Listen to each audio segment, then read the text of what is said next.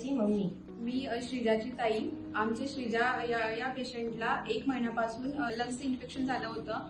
तिला औरंगाबादमध्ये संजीवनी हॉस्पिटलमध्ये ती 17 दिवस व्हेंटिलेटरवर होती. मग तिथलच्या डॉक्टरने तिची कंडिशन क्रिटिकल झाल्यामुळे तिला वाडिया या हॉस्पिटलला रेकमेंड केलं. पण आम्ही वाडियाला इन्क्वायरी केली पण तिथे एक पण बेड अवेलेबल नव्हता, प्लस व्हेंटिलेटर पण नव्हतं. मग आम्ही स्पर्श हॉस्पिटलमध्ये आम्ही तिला ऍडमिट केलं. बरोबर आज तिला 1 महिना झाला आहे.